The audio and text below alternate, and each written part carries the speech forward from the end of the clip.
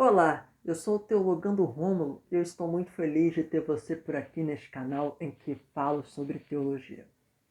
Aqui eu te ajudo a ter uma compreensão melhor da sua Bíblia e a ter uma experiência de fé mais sólida e robusta.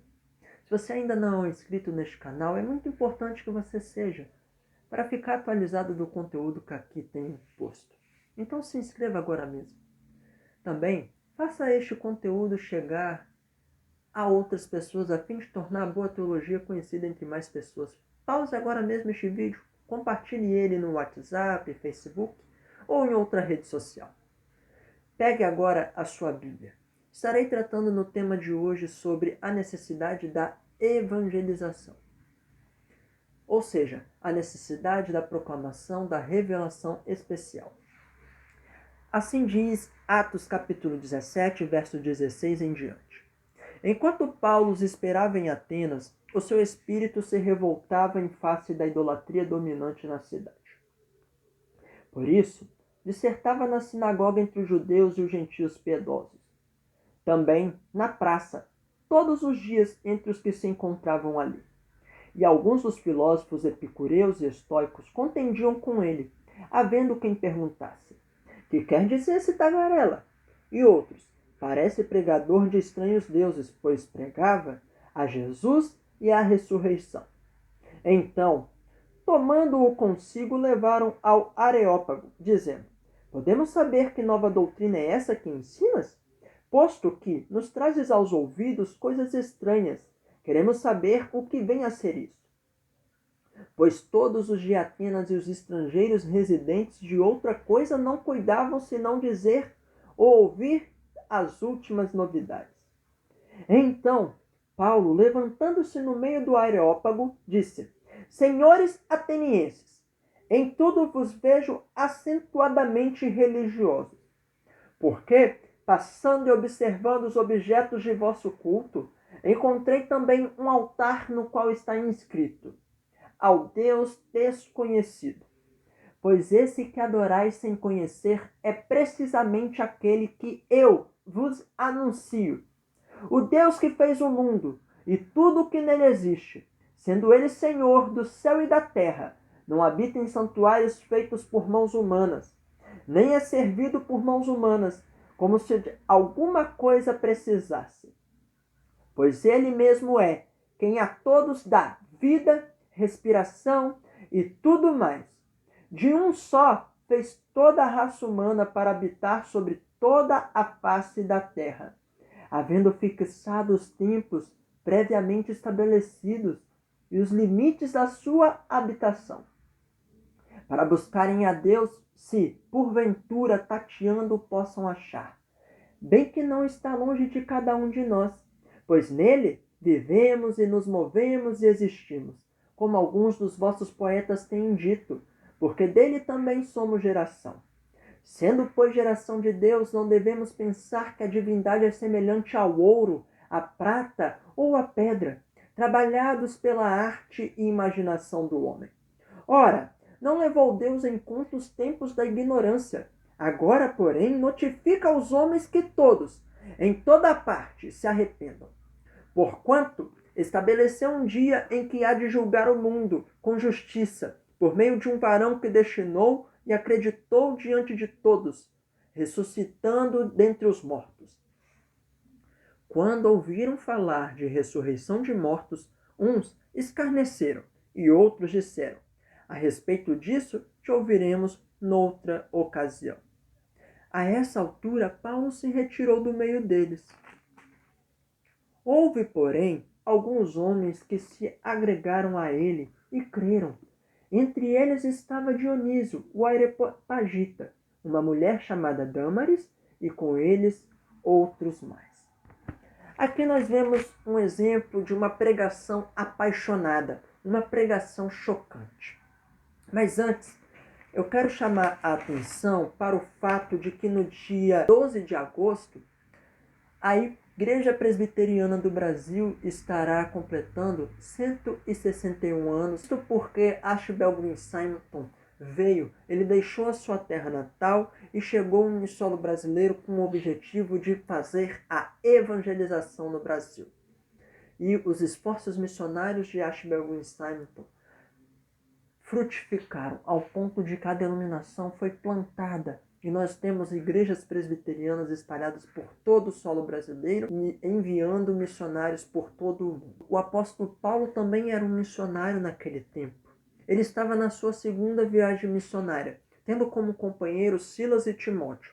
Estava afastado por causa de uma perseguição que ele sofreu em Tessalônica, pregando o evangelho na Bereia, mas estabelecendo agora uma igreja em Atenas. E Paulo, ele se incomodava com a idolatria daquela cidade. Ele começou a proclamar o evangelho. Veja, o conteúdo da conversa de Paulo era Jesus e a ressurreição. E ele pregava a toda sorte de gente. Pregava aos filósofos e pregava aos estrangeiros. E pregava aos judeus e aos piedosos. Pessoas que liam a lei, liam a Torá. Gentios convertidos ao judaísmo. E ele anunciava quem era o verdadeiro Messias. E isto faz com que Paulo, num tempo em que não existia televisão, que não existia rádio, se tornasse a notícia da cidade. Então, aquelas pessoas começaram a se incomodar com o assunto de Paulo. E eles se questionavam: que nova doutrina é essa? Que ensino é esse que está sendo ensinado? Que doutrina é essa de ressurreição de mortos? Quem é esse tal de Jesus? E outros começaram a escarnecer de Paulo, chamando ele de tagarela. A verdade é que, ao chamar ele de tagarela, eles estavam dizendo que Paulo estava, numa linguagem mais do nosso cotidiano, estava biruta, estava lelé da cuca, estava doido. Eles estavam escarnecendo do apóstolo. Mas, havendo aquela doutrina se espalhado por toda a cidade, se tornado notícia entre todos os moradores estrangeiros e povos nativos ali, eles deram a oportunidade de Paulo fazer uma apologia, de fazer uma defesa, de fazer uma explicação. E a nossa escritura, a nossa palavra de Deus, a nossa Bíblia, ela nos chama para estarmos prontos a testemunhar, a anunciarmos a razão da nossa esperança. E Paulo, ele começa o seu discurso. E é neste discurso que eu quero dar razões para que a revelação especial ela seja anunciada, para que nós realizemos a nossa evangelização. E Paulo, ele repara que no meio de tantos deuses, um altar. E o altar estava escrito: ao Deus desconhecido. Os atenienses, eles eram famosos de ter vários ídolos. Cada casa tinha pelo menos um ídolo. E Paulo, ele percebe este altar e faz desse altar uma ponte de diálogo, uma ponte conectiva para trazer o Deus que eles não conheciam para ser revelado. E a primeira razão, então, é porque as pessoas desconhecem esse Deus, o Deus verdadeiro. O Deus verdadeiro, ele não pode ser alcançado somente com a revelação geral. Os homens não conhecem a Deus e é imperativo do Evangelho que nós proclamemos a verdade. E veja, Paulo, ele inicia o seu discurso fazendo um elogio aos seus ouvintes.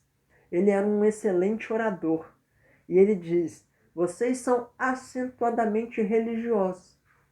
Mas perceba, o fato deles terem religião não era a mesma coisa de dizer que eles tinham salvação. Tanto é que Paulo não deixa de proclamar o evangelho para eles porque eles têm religião. Isso vai na contramão do que pensamos hoje, no dia de hoje. Muitos de nós pensamos que nós não precisamos confrontar pessoas de outras religiões. Afinal, nós dizemos até assim, nós pensamos: Ele é uma pessoa boa, ele obedece às leis de Deus, ele só não é cristão. Veja, Paulo vai na contramão disso tudo. Não importa se tem religião, ele proclama a verdade. Ele está interessado em tornar Jesus, o Deus verdadeiro, revelado, conhecido entre as pessoas. E note também que Paulo não negocia as verdades da Escritura. Ele diz que Deus é o Criador, Deus criou e criou um homem. Muitos hoje já dizem que Deus criou por processos evolutivos. Mas aqui Paulo está defendendo a criação de um homem, de Adão, levando em conta o que está escrito em Gênesis e se baseando somente em Gênesis. Dois grupos que estavam ouvindo Paulo eram majoritários e divididos entre eles. Um eram chamados epicureus. Os epicureus, eles criam que o propósito da vida é o prazer, o aqui e o agora. Que Deus não se revelou, que Deus não podia ser conhecido. E que esse Deus, portanto, ele não controlava nada. Que a história, ela é cíclica e ela só se repete. Já os estoicos, eles eram deterministas. Eles criam que Deus, ele determinou tudo e que não tem como mudar nada. Eles excluíam a responsabilidade dos homens. E Paulo, na sua argumentação, ele confronta. Ele começa falando sobre a revelação geral, dizendo que Deus é o Criador. E nisto nós vemos que, ao afirmar Deus como Criador, a segunda razão para nós proclamarmos o Evangelho, que é porque Deus é o Criador, Ele é o Senhor de todas as coisas. A história, ela não é um caminhão sem freio. Deus, Ele quer que os homens se dobrem diante dEle. Ele é o Senhor e Ele reivindica para si toda a autoridade. E Ele vai dizer, então, que Deus, por meio da providência, tem dado aos homens a vida, tem dado aos homens a saúde. Nele nós vivemos, existimos. Louvado seja o Senhor por isso. E a terceira razão que nós vemos aqui em Atos é porque haverá um julgamento final. Sendo Deus o Deus Criador, o Deus Senhor de todas as coisas, ele tem uma lei, ele tem um caráter e ele quer ser obedecido. Os homens pecaram, mas Deus enviou o seu varão, Deus enviou Jesus e Jesus cumpriu toda a lei. Sabe, aqui Deus matou Jesus, Deus levou Jesus à cruz e ele o ressuscitou dentre os mortos. Nisto, nós temos o Evangelho sendo explicado, o Evangelho sendo proclamado. E Paulo, ele chama os homens ao arrependimento. Haverá um julgamento final, e quem se arrepender será salvo. Quem se arrepender e crer em Jesus será salvo. Receber Jesus, ter comunhão com Jesus, faz as pessoas terem vida e se tornarem filhos de Deus. Mas rejeitar a Jesus faz a pessoa ser filho da ira de Deus. Faz a pessoa permanecer sobre a ira de Deus, sobre condenação. Por quê? Porque ela é filha de Adão. Ela precisa nascer de novo, precisa se converter. Então, Paulo, quando chega em Atenas, na segunda viagem missionária, ele se depara com aquela idolatria. E ele não teme aos homens, ele não teme a sua reputação ser má falada. Mas ele proclama, e ele proclama um Deus criador. Ele proclama um Deus providente. Ele proclama um Deus justo. E um Deus que irá condenar os homens se eles não se arrependerem. Mas também proclama um Deus que oferece um filho, porque Deus amou o mundo de tal maneira que deu seu Filho unigênito, para que todo que nele crê não pereça, mas tenha vida eterna. E nós notamos naquela plateia de ouvintes 3 reações. Uns escarnecem, continuam chamando Paulo de louco, de tagarela. Outros, eles dizem, isto não é para mim agora, eu te ouvirei em outra ocasião. Talvez você seja um jovem e diga, eu sou muito jovem para o Evangelho. Em outro momento eu me converterei, eu seguirei a Jesus, eu serei um crente. Não é para mim agora, e eu quero fazer um apelo, é para agora sim, porque você não sabe o dia de amanhã. Mas outros passaram a seguir a Paulo. E dois nomes se destacam: Dionísio, o Areopagita, e Dâmaris, uma mulher. Homem e mulher, judeus e gentios e muitos outros. E dali nasce a igreja em Atenas. Sabe, acho que algum Simonton chega no Brasil e começa a proclamar o evangelho. É assim que Deus faz. O evangelho é proclamado. Você deve proclamar o evangelho. Você deve chamar os homens ao arrependimento, a fim de tornar a revelação especial conhecida entre muitas pessoas. Portanto, se você ainda não crê em Jesus, eu quero lhe chamar. Se arrependa dos seus pecados. E se você já crê, proclame o evangelho. Se você não sabe proclamar o evangelho, eu quero te dar uma dica. Chegue para a pessoa e pergunte: você sabe onde passará a vida eterna? Se a pessoa disser que acha que vai para o céu, pergunte a ela: por que você acha que Deus deva te aceitar no céu?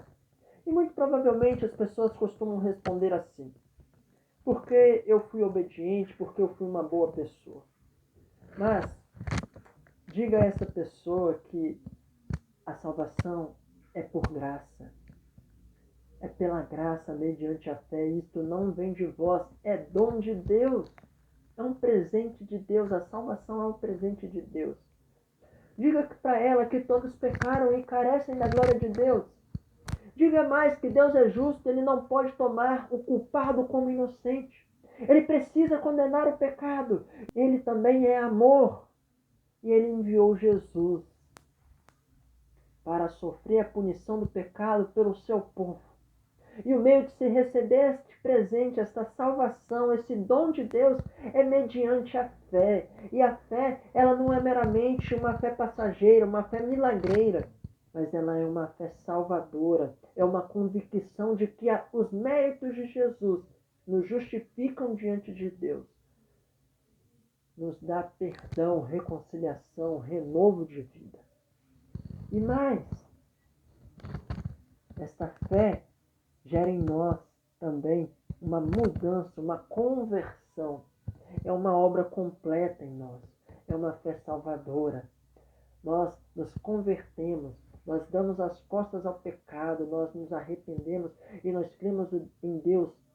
E agora esta fé frutifica na nossa vida com a obra da santificação. E aguardaremos o dia do juízo final, em que seremos ressurretos e habitaremos em corpo e alma unidos novamente, um corpo glorificado para todos sempre com Deus. Portanto, a necessidade da evangelização é esta: a de fazer Deus conhecido entre as pessoas, a de proclamar que Deus é o Criador e então glorificarmos a Ele, revelando o seu caráter de Criador, de Senhor, e de, no juízo final, nós termos uma salvação. Que Deus te abençoe e até o próximo vídeo.